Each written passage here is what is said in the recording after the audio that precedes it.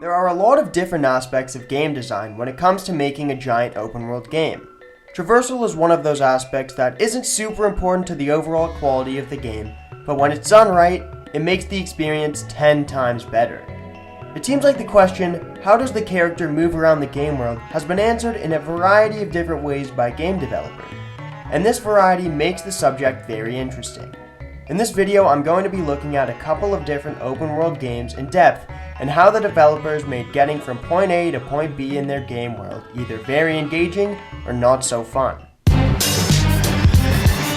In Skate 3, traversing around the open world is a ton of fun. The main gameplay mechanic of skateboarding makes roaming around the open world enjoyable since the world itself is perfectly crafted. Pretty much every inch of the map in Skate 3 can be shredded. Even when there's no obstacles or hills or rails or anything, you can still do most of the tricks on land. This means that every part of the world is fun to roam around on. Every skate spot in the game is connected through an open world, and you can either skate from spot to spot, which is a ton of fun, or fast travel between them. Both of these options are pretty enjoyable and easy, which means that EA nailed Traversal with this one.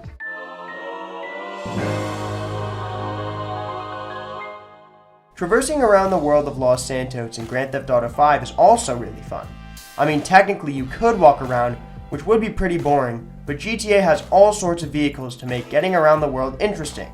On top of fast and slow cars, trucks, motorbikes, and all sorts of automobiles, there's boats, jet skis, planes, tanks, jets, helicopters, blimps, and way more.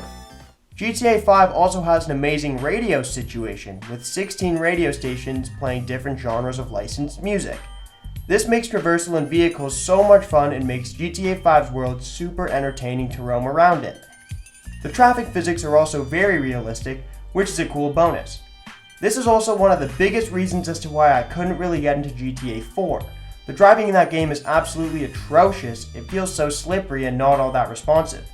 Moving around the world of GTA 4 is just not as much fun to me as moving around the world in GTA 5, and that definitely played a huge role in determining my enjoyment of these games. Fallout New Vegas approaches traversal in its open world in a way which I personally don't enjoy. It's pretty bare bones and not all that entertaining. You basically just walk from point A to point B.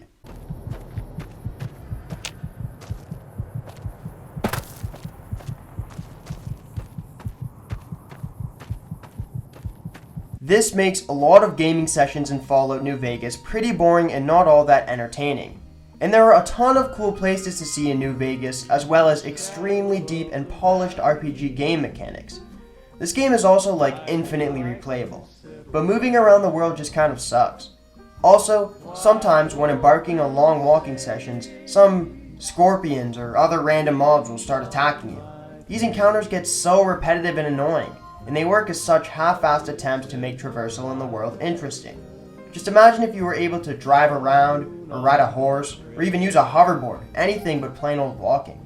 New Vegas doesn't even have super intriguing visuals. Like, the Mojave Desert looks fine, but the graphics are pretty mediocre overall.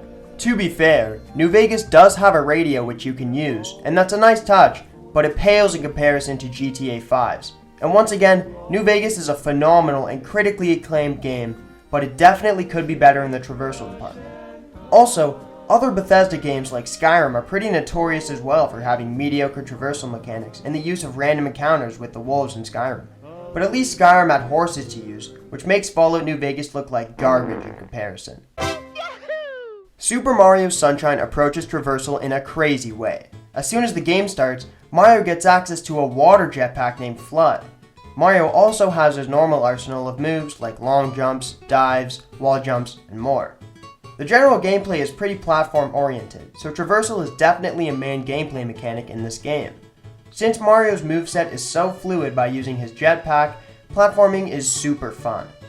All 3D Mario games are sort of like playgrounds or obstacle courses in my opinion, but Sunshine remains unique when compared to the other games due to its unconventional traversal mechanics.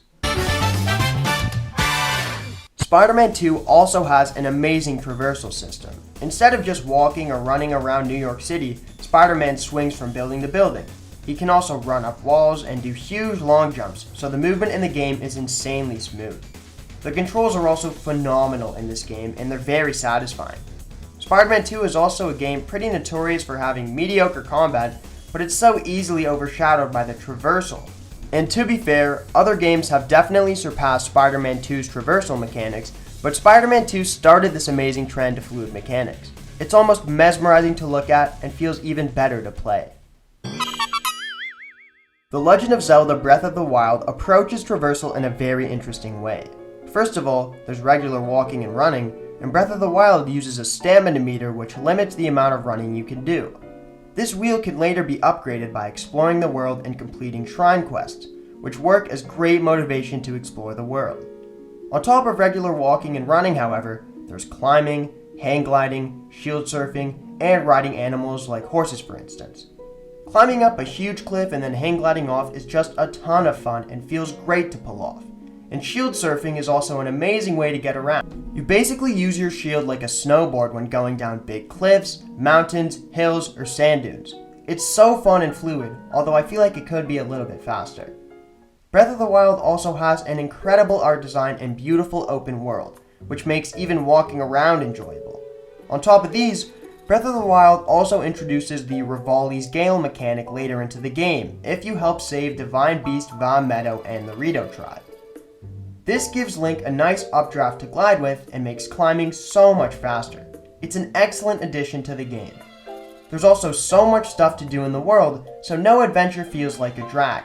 When going from one Divine Beast to another, Breath of the Wild doesn't simply make you walk there. The use of terrain, different visuals, the abundance of shrine and Korok seeds to complete and find, and the variety of different methods of traversal makes moving around the world of Breath of the Wild a ton of fun. Breath of the Wild didn't overcomplicate its traversal methods or make it a core gameplay mechanic, but it's varied enough to make things interesting and it motivates the player to explore the world. Breath of the Wild absolutely nails this concept, and by no means is traversal a main gameplay mechanic in this game. It's brilliant. Thanks for watching the video, hopefully you enjoyed.